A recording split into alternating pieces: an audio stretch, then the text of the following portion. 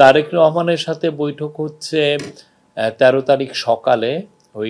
ওইটা মিটিংটার কোনো ফরম্যাট নাই, বাট আমরা যেহেতু তারেক রহমান হচ্ছে বাংলাদেশের এখন বিগেস্ট পলিটিক্যাল পার্টির উনি লিডার, আর প্রফেসর ইউনূস তো আপনি জানেন যে উনি ইন্টারিম গভর্নমেন্টের প্রধান, তো ওনারা ওনাদের মতো করে বসবেন, আলাপ হবে। এটা এখানে যে কোনো বাংলাদেশের এখনকার যে সিচুয়েশন, পলিটিক্যাল পরিস্থিতি, তারপরে আপনারা জানেন যে আমরা একটা ইলেকশনের ডেটটা ঘোষণা করেছি সেই বিষয়ে, তারপরে ইলেকশনের এই যে জুলাই চার্টারটা হওয়া, রিফর্ম বিষয়, এগুলো যে কোনো ইস্যুই আলাপ হতে পারে, কোনো ইস্যুই।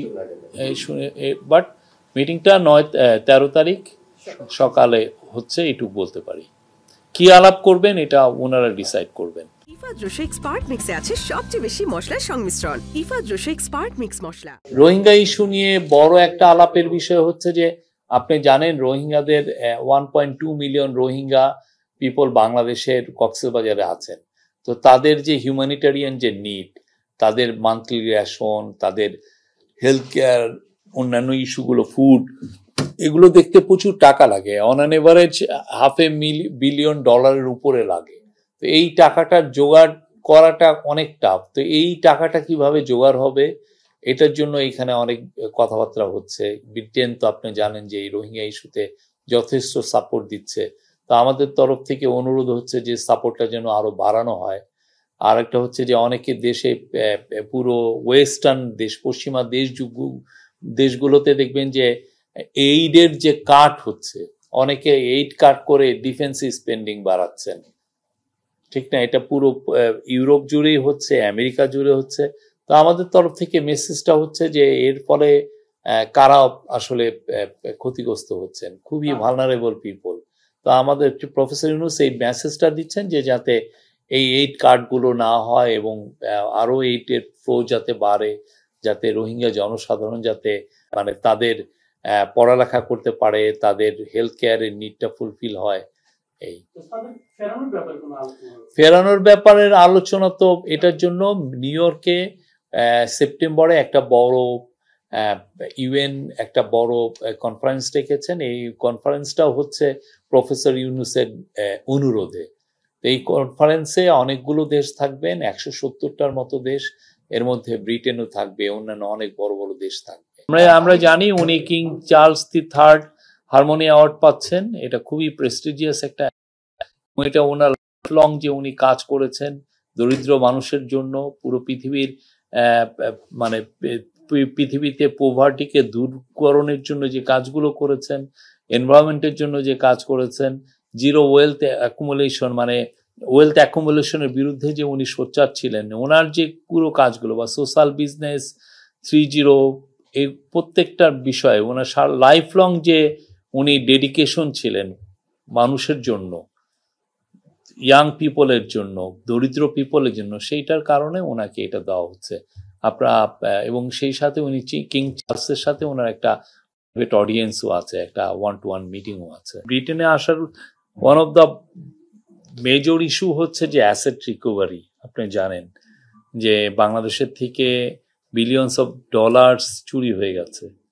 হ্যাঁ, গত রেজিমের সময় হোয়াইট পেপার যেটা তৈরি করা হয়েছিল, প্রফেসর ইউনূস এসে যে কমিটি করলেন ডক্টর দেবপ্রিয় ভট্টাচার্যের নেতৃত্বে, তাদের ফাইন্ডিং হচ্ছে $234 বিলিয়ন বাংলাদেশের থেকে লন্ডার হয়ে গেছে বিভিন্ন দেশে।